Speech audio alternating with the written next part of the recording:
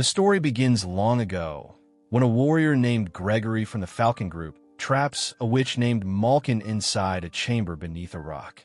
Gregory's duty is to protect people from supernatural threats. Centuries pass, and the witch remains imprisoned. Then comes the night of the blood moon, when the moon turns red and Malin's powers increase. Using this power, she escapes. The story shifts to a small village, where ringing a bell means someone needs urgent help. Here, we see an old man who is revealed to be Gregory. His assistant, William, comes to take him because the village needs his help. Soldiers from the kingdom arrive and mock Gregory, thinking he's just a weak old man, but Gregory easily defeats them and agrees to go. Before leaving, Gregory gathers his black magic tools and reaches an old church.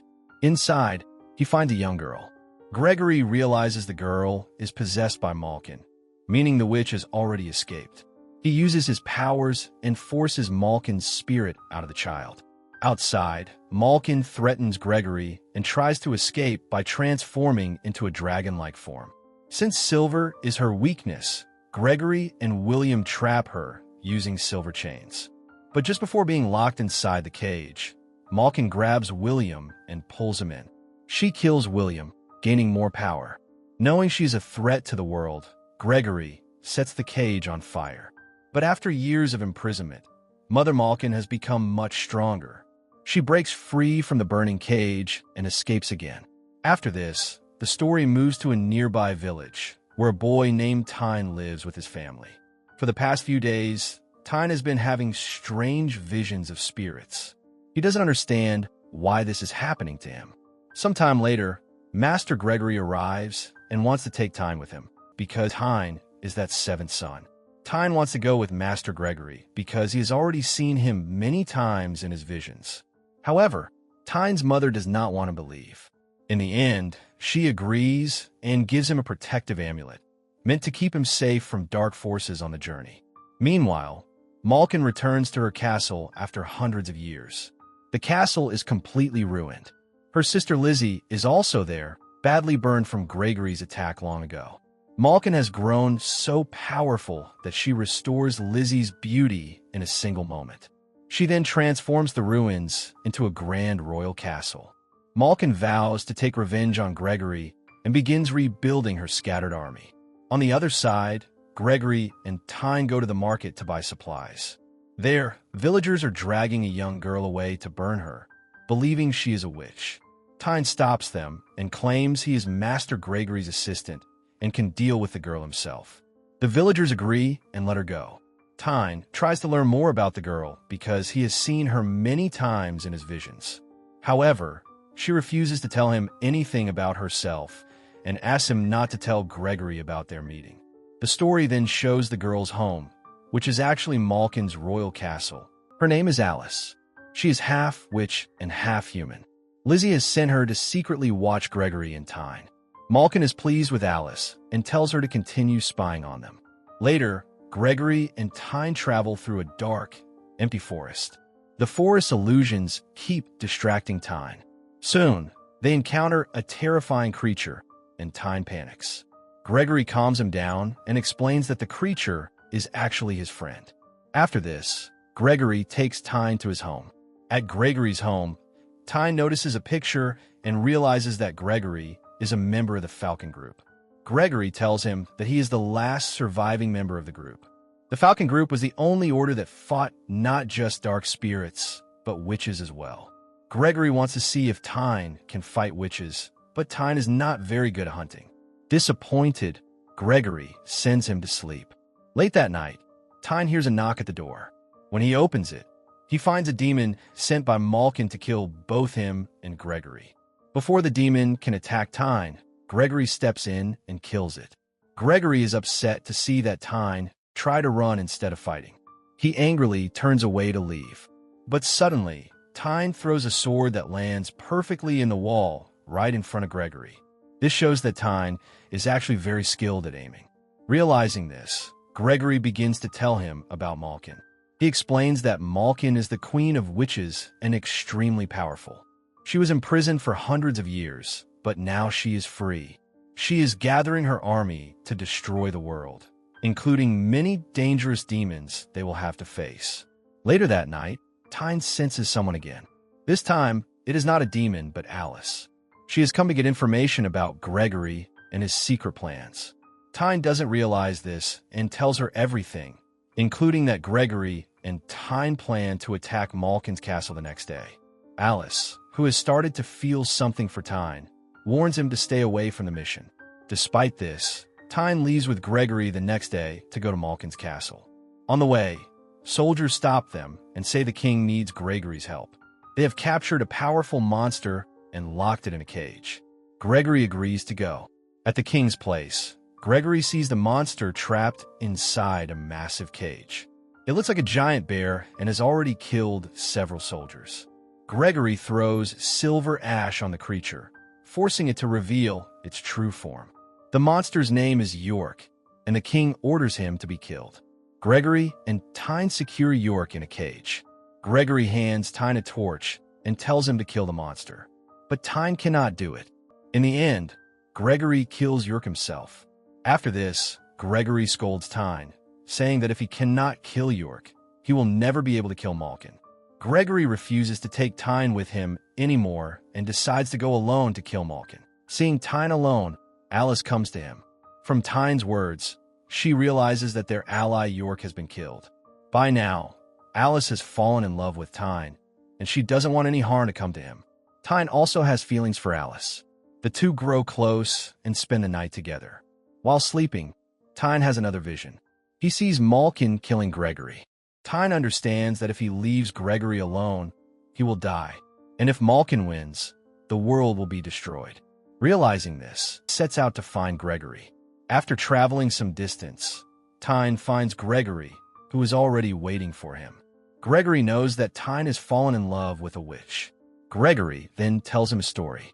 He says that he once loved a witch as well, Malkin herself. But Gregory later married someone else, and Malkin was deeply hurt. She lost control and began using her dark powers to harm people. To stop her, Gregory pretended to love her again and was finally able to imprison her. Gregory warns Tyne that Alice is also a witch and will eventually reveal her true nature. As Gregory, Tyne, and their companion move forward, a monster sent by Malkin suddenly attacks them. Tyne asks how it can be defeated. Gregory says it is nearly impossible to kill and tells them to run as fast as they can. They hide behind a large rock after passing through a cave, but the monster continues to chase them. With no choice left, they jump into the water below. Gregory believes the monster is afraid of water and cannot follow them. But he is wrong. The monster jumps in after them and grabs Tyne. Tyne fights back bravely and strikes the monster's head with his sword. Still, they are all in danger as the strong current pulls them toward a high waterfall. The monster is killed when it falls from the great height, while Gregory and Tyne survive. As soon as they come out of the water, a witch attacks Tyne. It is Lizzie. When her sword touches the amulet around Tyne's neck, the attack is reflected back. She realizes that the amulet belongs to Malkin. Lizzie immediately leaves to inform her sister. Gregory is pleased to see Tyne alive and realizes that he has defeated Malkin's sister. Tyne then asks Gregory about the amulet. Gregory explains that it once belonged to Malkin but was stolen by another witch many years ago. As Malkin's power weakened, Gregory was able to imprison her. Tyne now realizes that the amulet was given to him by his mother, and it doesn't take him long to understand the truth. His mother was also a witch. Meanwhile, when Alice returns to the castle, Malkin offers her a deal. She already knows that the amulet is with Tyne. Malkin tells Alice that if she brings the amulet from Tyne's neck, she will spare his life. Alice wants to protect Tyne at any cost, so she leaves to get the amulet. Malkin gathers her army and reveals her true form. She leads an attack on a nearby city, the same place where Tyne's family lives. People run in fear as witches and monsters attack from all sides. Tyne's mother refuses to stand by. She begins killing Malkin's monsters to protect the city. Before long, Malkin learns that a witch is fighting against her own army. She quickly realizes it is the same witch who stole her amulet years ago. Upon recognizing Tyne's mother, Malkin burns her alive and continues her destruction. At the same time, Gregory and Tyne move closer to their destination when they suddenly spot Alice tied to a wooden post. Gregory wants to kill her, but Tyne stops him and frees her. This turns out to be Alice's plan. She pretends to be helpless to distract Tyne and gain his trust. She kisses Tyne and secretly steals the amulet from his neck before escaping. Enraged, Gregory presses his sword to Tyne's neck and tells him the truth, that Alice never loved him and only came for the amulet. Alice runs toward the forest. As all three enter the forest, Malkin's army launches a full attack. Malkin's forces throw Tyne and Gregory's companion down into a ravine and capture Gregory, taking him to Malkin. Gregory believes that Tyne and his companion are dead. Tyne has another vision. In it, his mother tells him that she has left this world and reveals that she was a witch. She explains that not every witch is evil and tells Tyne that he is a brave warrior with the power to defeat Malkin. Meanwhile, Gregory is brought before Malkin. It is the night of the blood moon when she is at her strongest. She now has her amulet, whose power could destroy the world. At the same time, Alice learns from a soldier that Malkin has had Tyne killed. Furious that Malkin broke her promise, Alice turns against her. Malkin begins her ritual. As moonlight falls on the amulet, its power starts pulling Gregory toward her. Just before the ritual is completed, Alice steps in and pulls the amulet from Malkin's neck. Gregory is instantly freed from her magic. Enraged, Malkin transforms into her monstrous form and chases after Alice. But Lizzie, who is Alice's mother, refuses to let Malkin harm her. She reveals her true form and confronts Malkin in the sky. The two clash in a fierce aerial battle. At the same time, one of Malkin's warriors moves forward to take revenge on Gregory. Gregory challenges him to fight as a human. Meanwhile, Tyne and Gregory's companion arrive at the battlefield. Tyne recovers his amulet, and with its power, he joins the fight against Malkin's army. Together, they begin defeating her soldiers. As the battle continues, Gregory fights Radu, and Alice also joins the fight.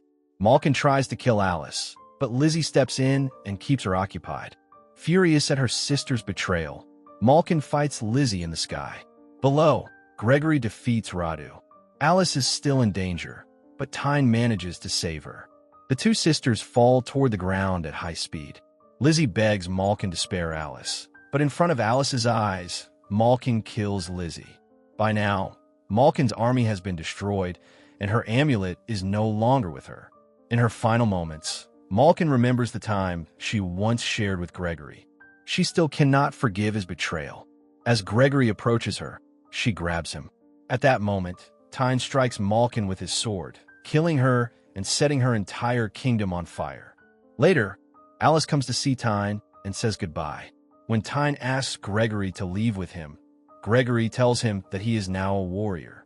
He says Tyne should stay behind and protect his land and his people on his own. Tyne and Alice reunite, and with that, the movie comes to an end.